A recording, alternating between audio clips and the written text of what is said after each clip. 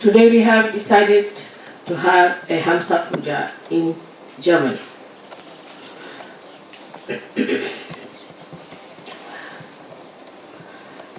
We have never yet paid much attention to this center of Hamsa, which is, I think, very important for the Western world rather than for the Indian or the Eastern.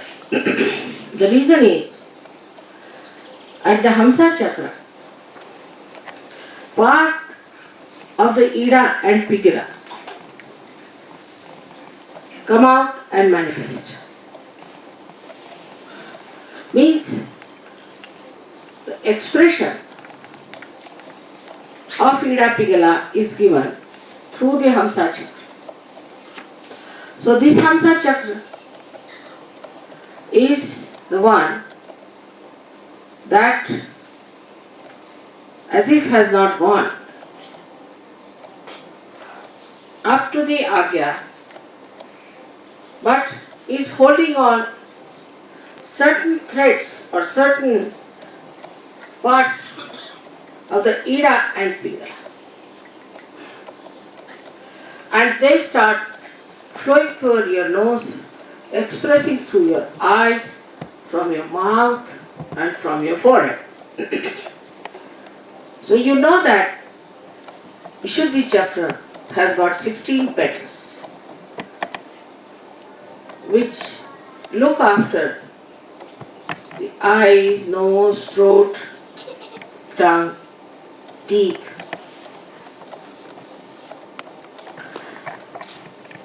But the expression part of it comes through the Hamsa Chakra of all these. So, it's a very, very important thing in a Western mind to understand Hamsa Chakra. There's a beautiful couplet about this in Sanskrit. Hansa Shvetaha Pakaha Shvetaha Ko Vedo Hansa Vakayo Nirakshira Viveketu Hansa Hansa Vakaha Vaka.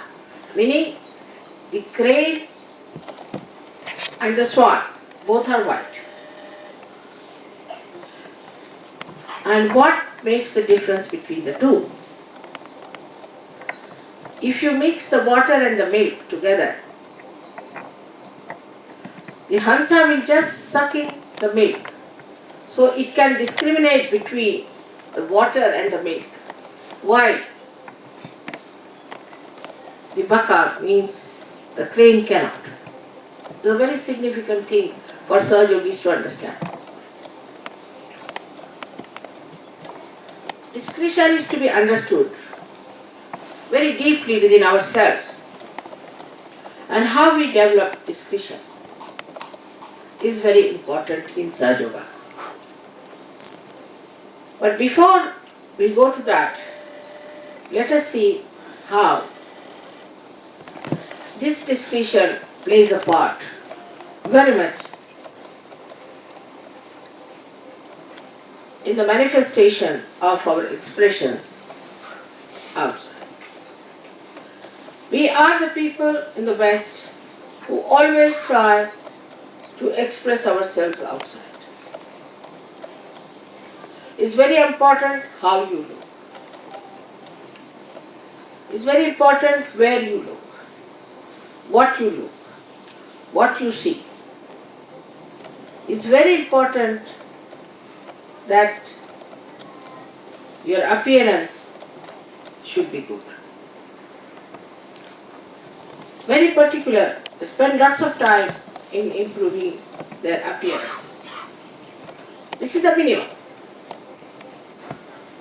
Then they have a method by which we call the medias. The country speaks or manifests through the medias. And the medias have to have a training. Every country has its specialty. one better than the other. And when you see all of them, you find they lack discretion completely.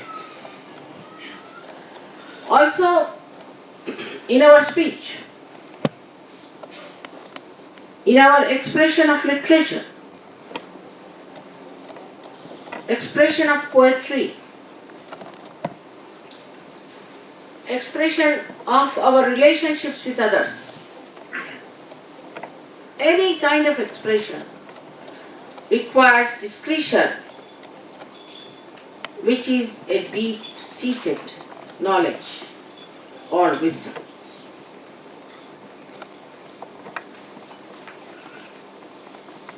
If in the West people were not so much outside, they would have been much better off, I think.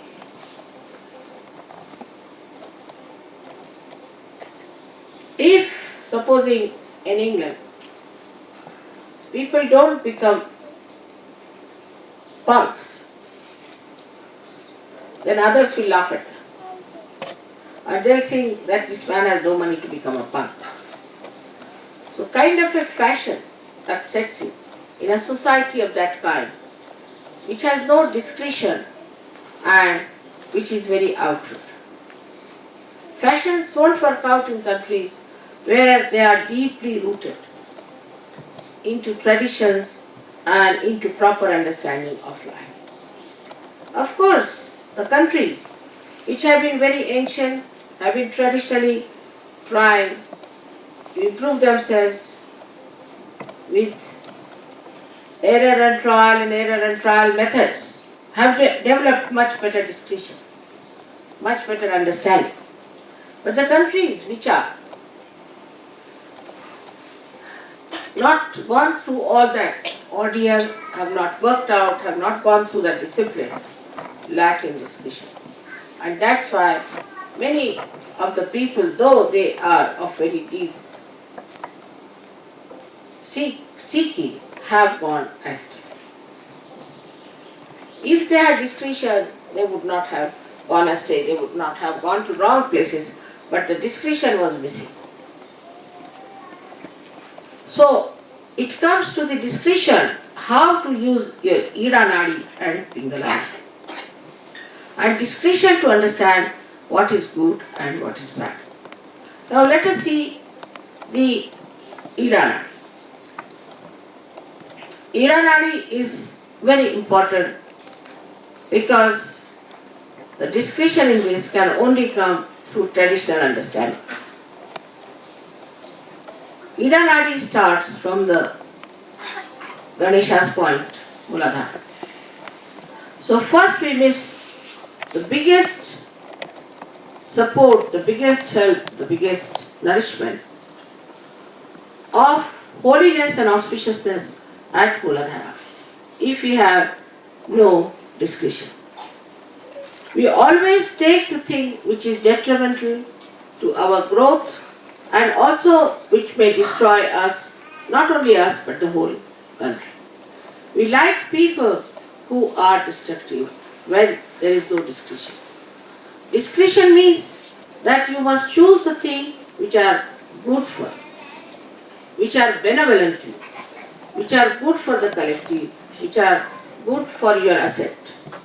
On the contrary, the people who have no discretion fall into the traps of wrong type of people, like say Freud. I mean, to an Indian Freud, nobody can believe that you can go into such a nonsensical idea. But people accepted Freud more than they could accept Christ, because the discretion was completely missing. If they had that traditional discretion in them, they would have been saved. That traditional discretion is the thing that comes through Ida Nadi. Now that's what that people call it as conditioning. And they say that conditioning is very bad. And people should not take to conditioning. And one should be free from conditioning, which is absolutely a wrong idea. In that also there has to be discretion. What conditioning is good and what is not good has to be taken. Now, because there is no discretion about conditioning also, outright discarding all traditions, all that is coming to us through our experiences of our forefathers, everything is discarded. The history is discarded. And we say, oh no, we are beyond it. We feel free.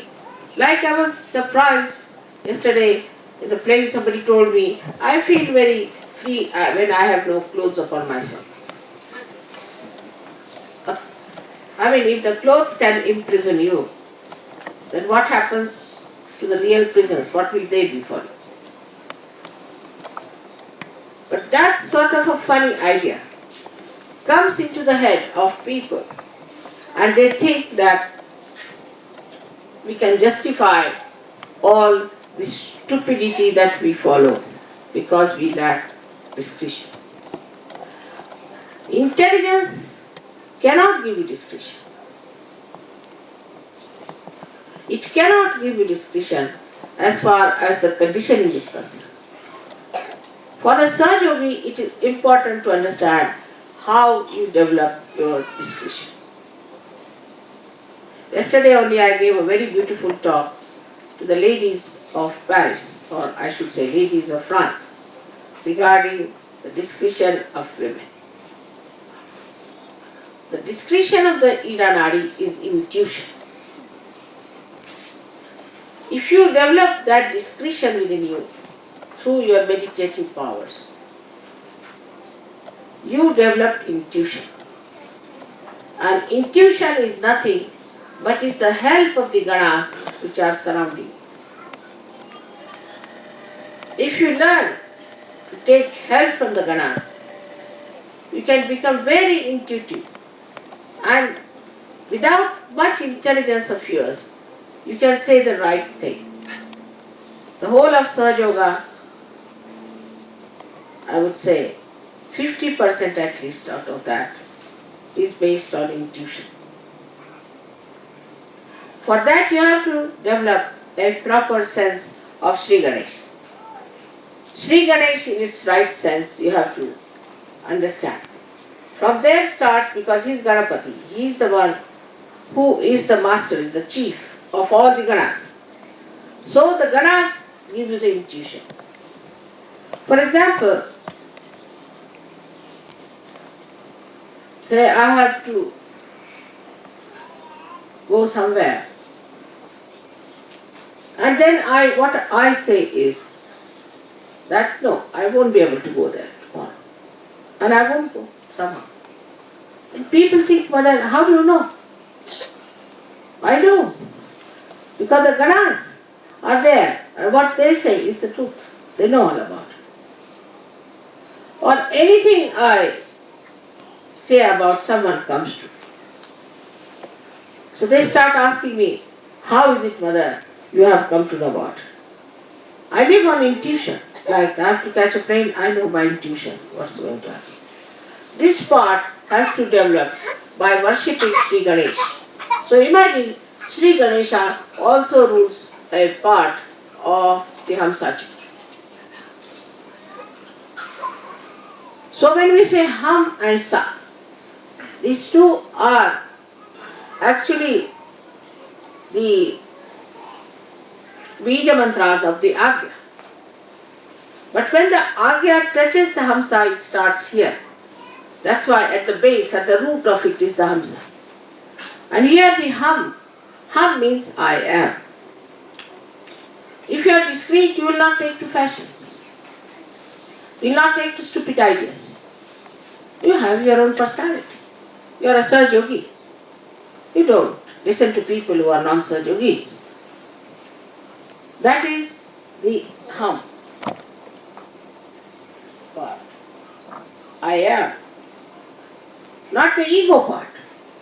But the Hum, to understand that I am a yogi and I know so many things which normally people don't know, and so I have nothing to do with them.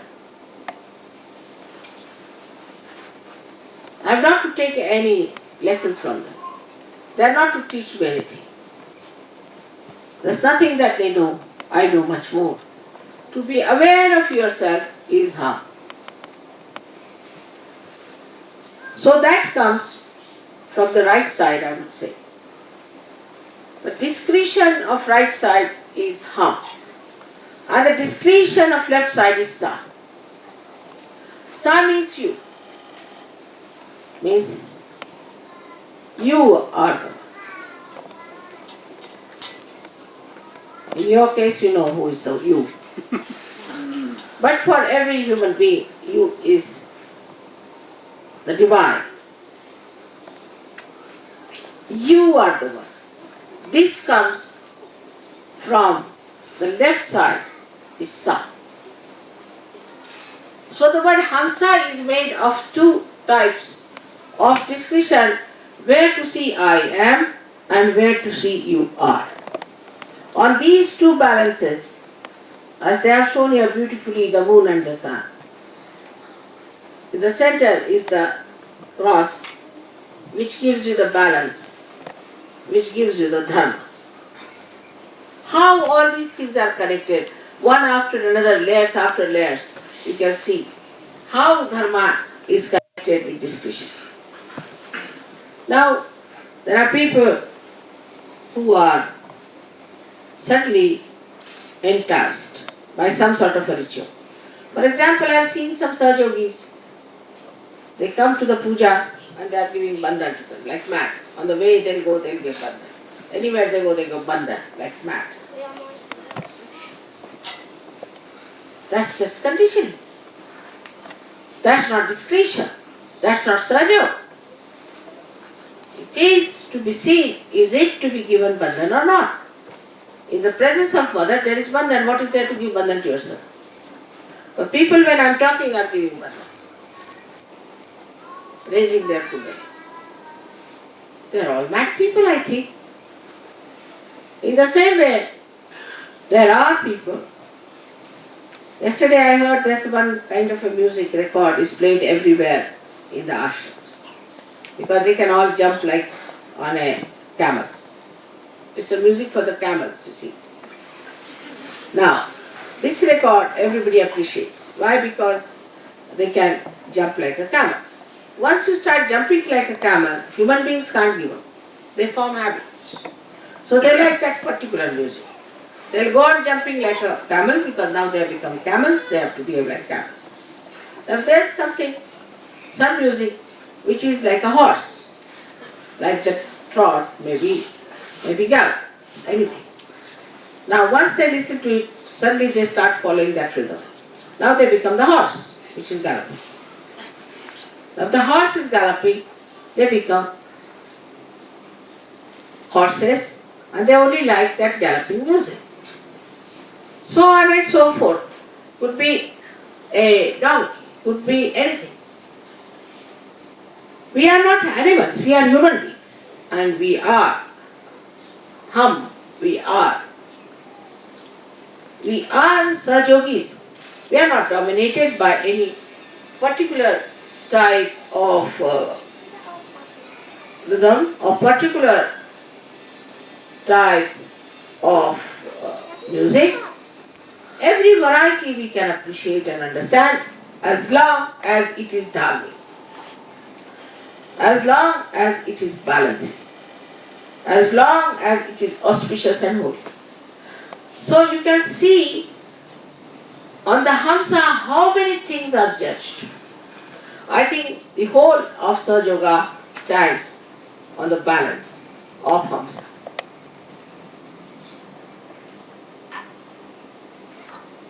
There are people who are very astute, means very honest. But this honesty can go into a ridiculous limit. Or else there are people who are very hardworking. This can also go to the ridiculous limit. So these qualities which are supposed to be good cannot be righteous. The righteousness is discretion.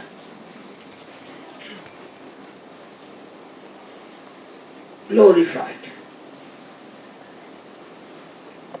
If you have discretion, then you glorify that discretion into righteousness. Like we can say now, Christ, we can take Christ. Christ was such a discretion. When Mary Magdalene was stoned, he had nothing to do with prostitutes, It's nothing to do at all, no relationship. But he could see in discretion that these people had no business to stone her. He stood up there in his own courage. And he said that those who are not committed any sin can throw the stone at me. This is the power of his discretion, that people just felt that discretion within themselves, and they felt that in discretion, this man is a holy man, and we cannot throw stones at him. If you are discreet as Sahajogis, you will make others discreet also. Others will have to be discreet and to understand.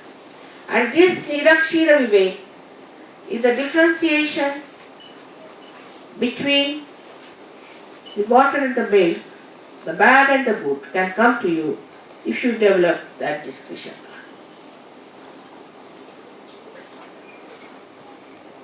In SahajaYoga, at every stage, you will find people falter also with the right side in discretion.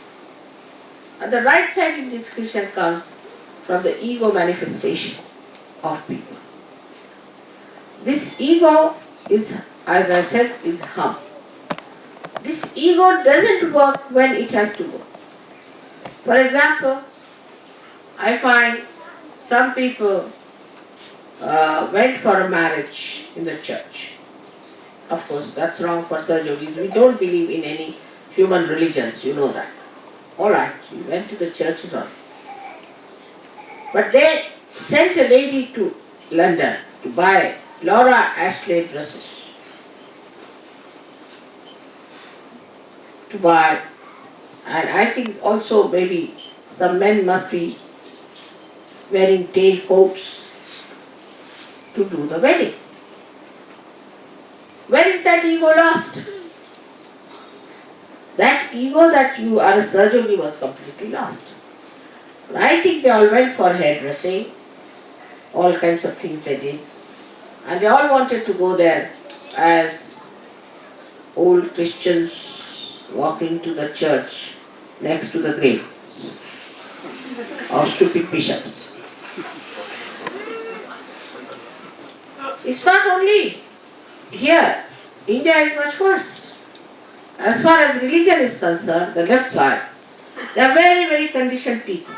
And there they fail to understand what is discretion. For example, we had Gyanadeva. He was such a great incarnation, and he didn't even have shoes on his feet. And these days they are taking out a big procession of palanquin, so-called shoes in it, of Sri Gyanadeva.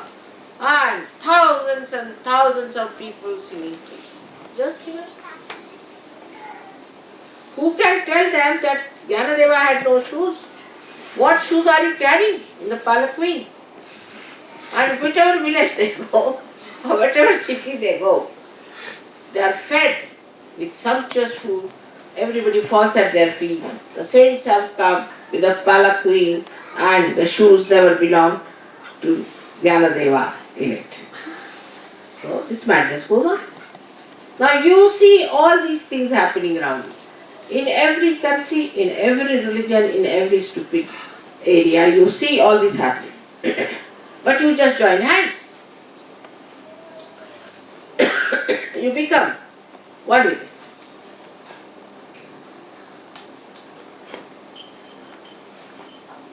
And then it becomes so difficult to understand what has happened. Now this ego, when used properly, then is discretion. Now also people have another very horrid conditioning apart from the religion, is of the country.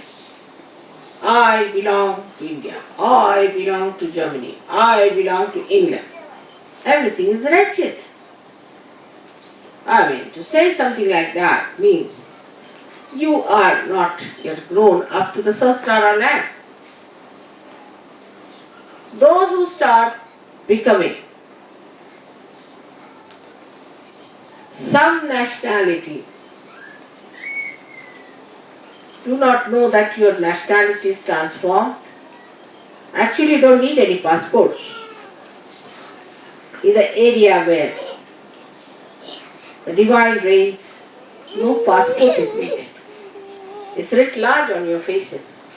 But still inside this deep conditioning is there, that I belong to this country, my country is very great, your country is not good.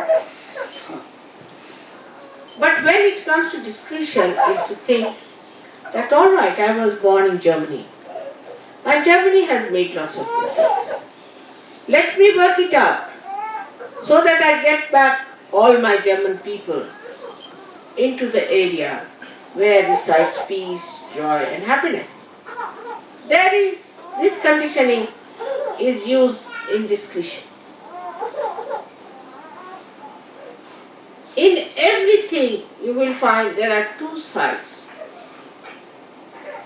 Which way you move is your discretion. For example, there are people who have a conditioning of a particular, say, a religion. Supposing they belong to the Jewish religion and have come to SahajaYoga, or they belong to Christianity and have come to SahajaYoga. So now, what is the discretion? As soon as another Jew person comes in, or Christian person comes in, they'll just get into a fraternity of roots there. And they all become great friends, because she's Jew, I'm Jew, my father is Jew, my mother is Jew, my sister is Jew. Same with Christian, same with other community, same with any other nationality. Now, what is the discretion when you see? The best thing, discretion at that point, is to see what are the faults of the so-called human religions which are formed after the death of the promoters, or we can say the incarnations or the prophets who started the religion. This is first discretion. The second discretion is to read those scriptures and find out what is so special that these incarnations have said. For I would say, if there is a Muslim, he should go to Quran and see what's written in Quran as far as SahajaYoga is concerned. If it's a Christian, let him go to the Bible and find out whatever is written there as far as SahajaYoga is concerned, because SahajaYoga is the truth. And what truth is written has to be found out. If such a thing is developed, then you can go further if you are brave enough and can be courageous to go and tell the people that, see, what is this nonsense you are following? It's not written, it's not done. Whatever is written, this is the essence of the whole thing. That's the third stage, where you have used your discretion as far as a particular religion and nationality is concerned. Now, when I am, say, in the West, I have to discuss the West. But when I am in India, you must hear me.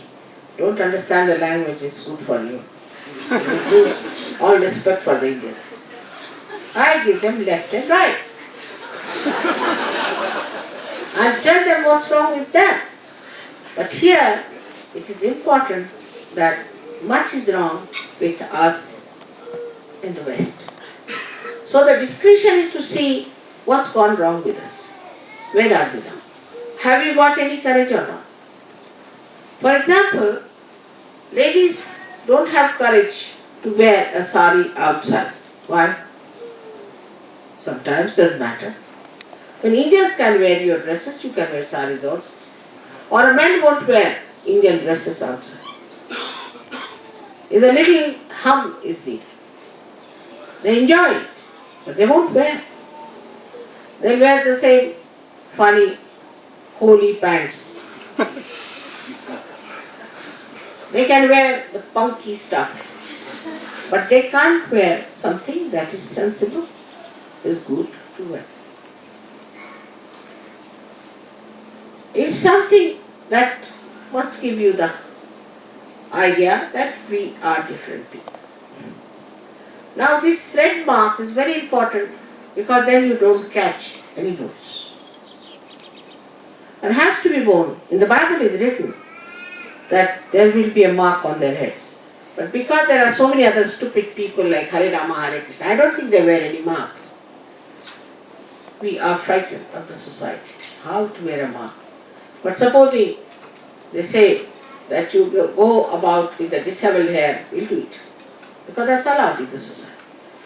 We are the people, we are not to be afraid of any society.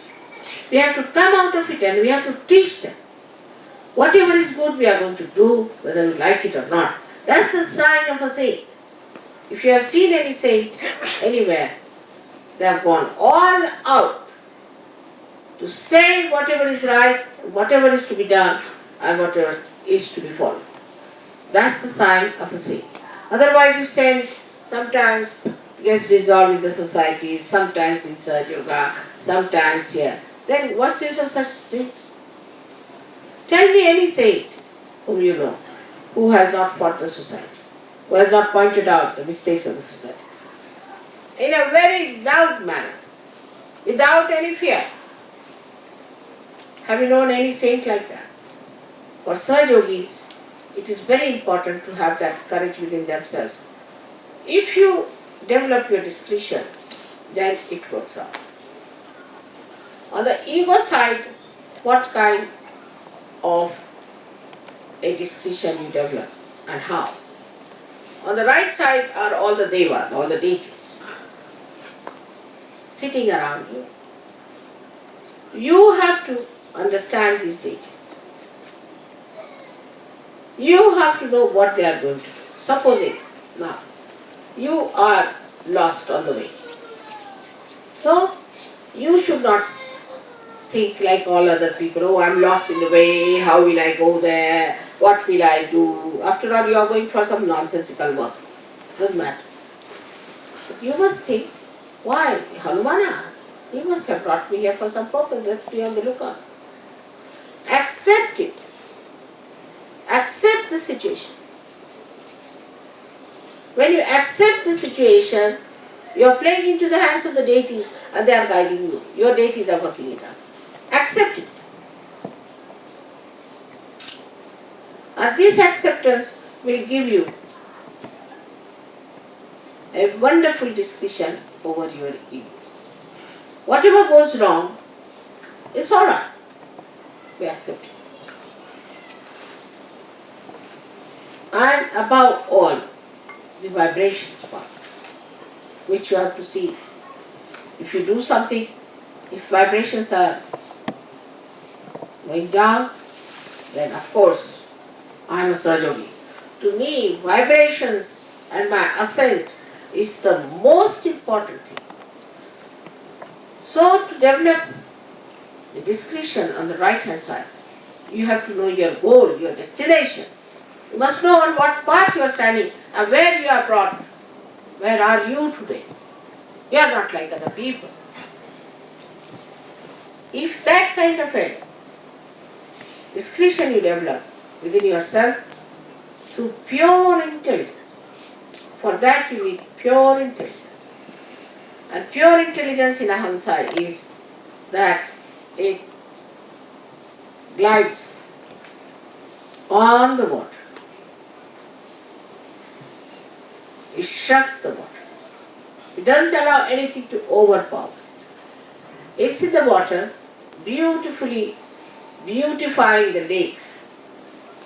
Also, not allowing the lake to dissolve them or to overpower them or to cover them. This is the part where they are harmed. If they want, they can dive down. If they don't want, they will not. They are gliding on the ocean of the samsara, of this bhavasagara, and they are not going to be drowned into it. That is the harm part of it, which you should have the discussion. On the one side, you should accept things that they come to.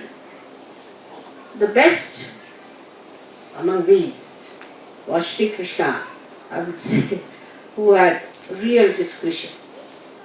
But after all, he was Sri Krishna.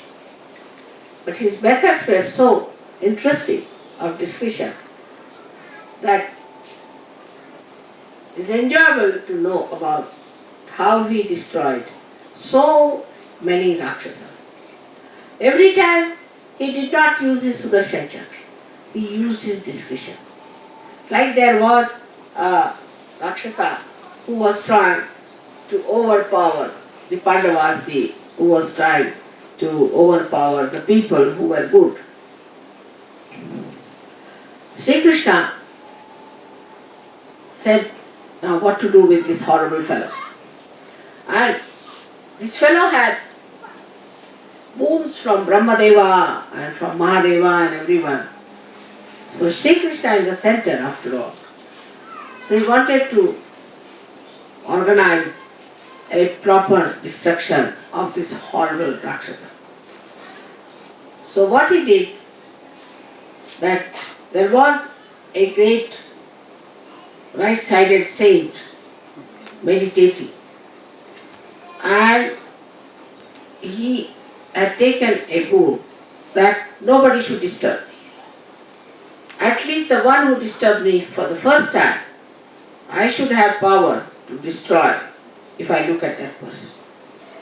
And this one was meditating in a cave. Sri Krishna very beautifully ran away from the battlefield. His name is Ranchoddas. It's little bit deliberately to say somebody that the one who ran out of the battlefield. So Sri Krishna ran out of the battlefield. But there was no way out to kill this horrible fellow. And he went and he was covering himself with a shawl. He went into that cave and covered that saint with his shawl. After Sri Krishna was running this horrible Rakshasa to kill him, Sri Krishna went and hid himself. When this Rakshasa came near the cave, he saw the shawl covering this saint. He said, "Oh, so now you are tired and sleeping here, running away from the field. Get up now." As soon as he said this saint got up and looked at him, and he was completely burnt.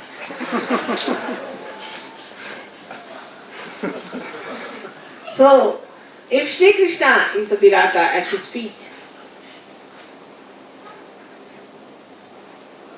or if Sri Krishna is Vitthala on his head, in between the two resides Hamsa Chakra.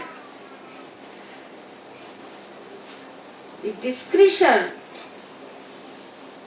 is very beautifully described in the life of Sri Krishna. We can call him that he had a naughty way of using his discretion.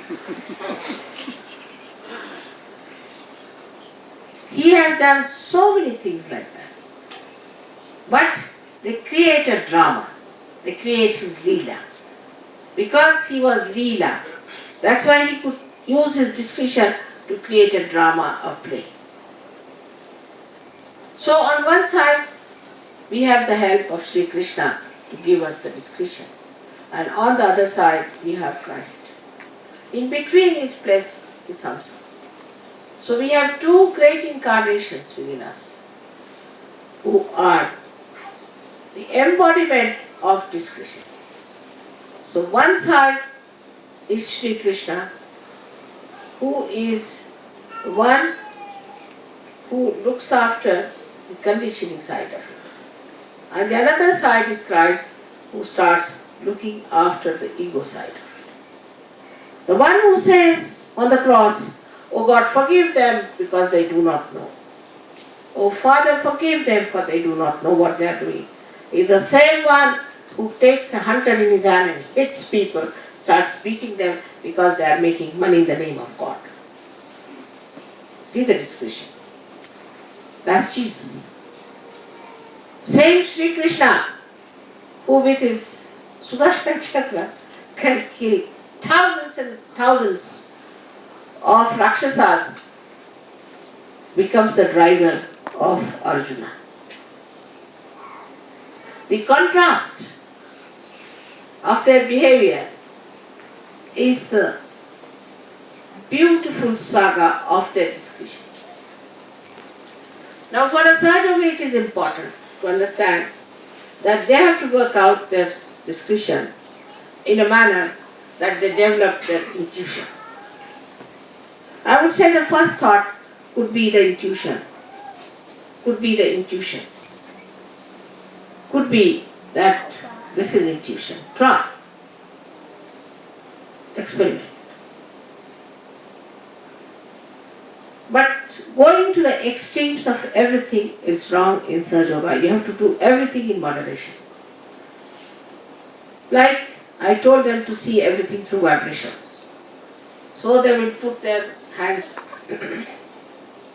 I don't know, to everything. Should I buy this sari or not? Even go beyond that. Should I buy this face powder or not? It's so ridiculous. It's so bad that ultimately you find you have become a booth and you are telling everybody that your vibrations are bad. Because your vibrations are bad. Your attention is bad. Putting your attention to nonsensical thing makes your vibrations absolutely disappear. So, with discretion, you must have common sense, practical sense.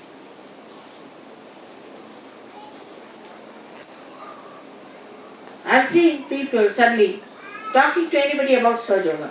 No, it's not practical.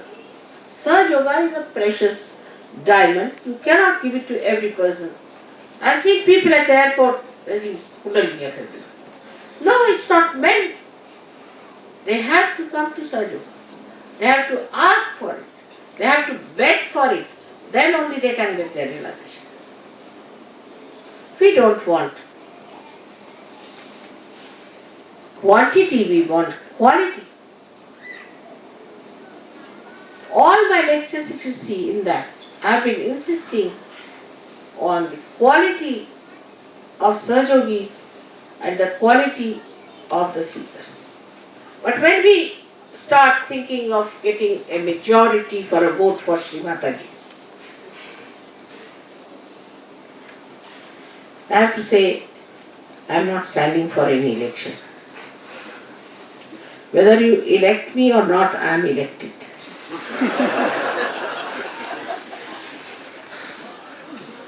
You don't have to do that.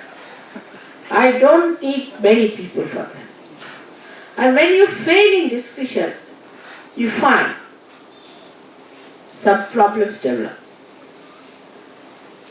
Now, it is for you to find out what indiscreet things you have done. Where have you gone wrong? In which way have you done a mistake? It is for you to find out. Then rectify it.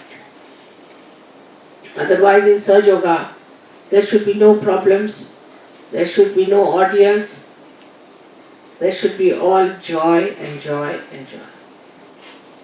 But the discretion should be to find out what are your weaknesses, where have you done wrong, what's gone wrong, where, in what part, and how you have failed.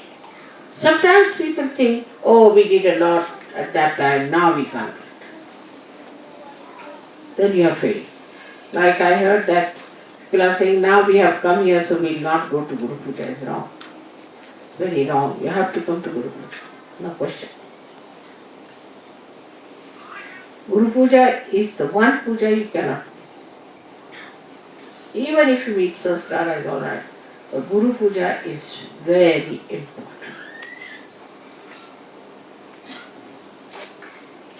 At any cost you have to come for Guru Puja. I know I chose a place which is Andorra. But it's not Himalaya.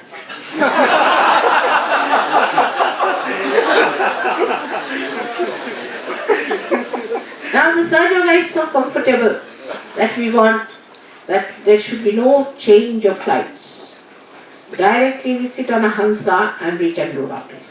You will see that. But if you develop a habit of thinking, oh, it would be difficult, anything. But as Mother has said, it is going to be the easiest, everything is going to go down. Once you think like that, it will go. Everything will work out. But first there should be pure desire. Whenever such ideas come into your head, again use your discretion.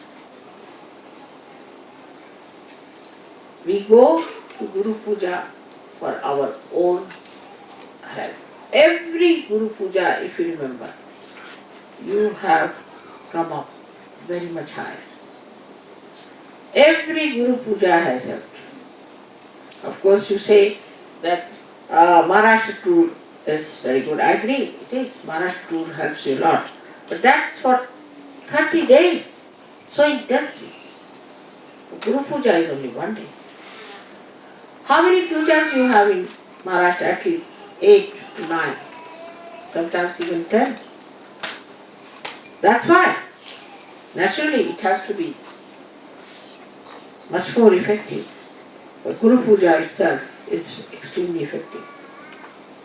Indians have been asking me, Mother, at least once more, give us the Guru Puja. We'll give anything to have a Guru Puja. Please come. This time they wanted to have Guru Puja. Imagine, you could not have attended Guru Puja in India. But Andorra, I have a special purpose. I have a special purpose. So please understand, I am not a purposeless personality.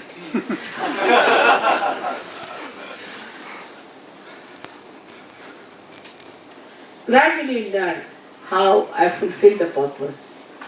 Yours, mine and that of SahajaYoga. Together. How I work it out beautifully. You will understand. And I hope one day you also develop all those beautiful ways and methods of discretion by which you just do the right thing and never the wrong thing.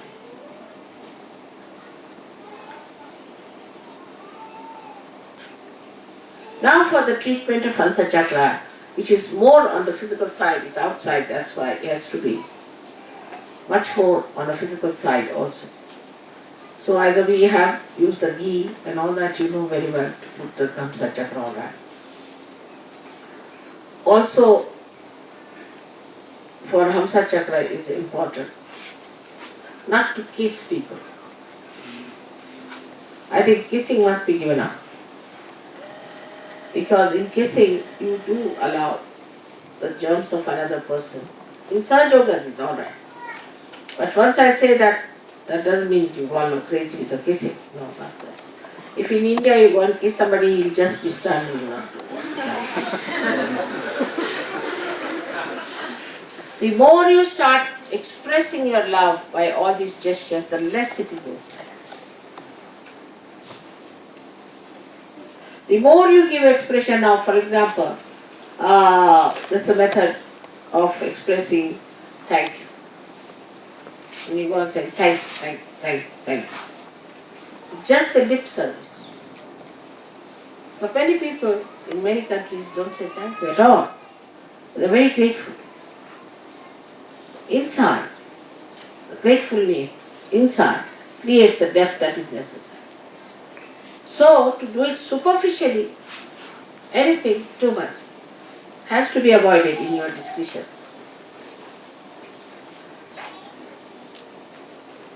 But avoiding extremes, avoiding too much outward expression, again can create another indiscretion, like the English. They don't speak. They just don't speak. You travel with them every day for 25 miles, sitting together, they will not say who you are. They'll know each and everything about you, but they'll just keep. They are not supposed to speak. It's artificial. So the second point we have to come to, we are not to be artificial. It's alright. If somebody feels like just out of just spontaneity wants to love me and hug me, I don't mind. Because not artificial, it just comes. Children are most spontaneous. They are not artificial. They are not at all artificial. In the same way, we have to be very natural about everything. It's alright while talking to each other if the men hit the man a little bit. Doesn't matter. They are not insulted. It's a love, expression of love. Is all. But should be spontaneous, should not be artificial.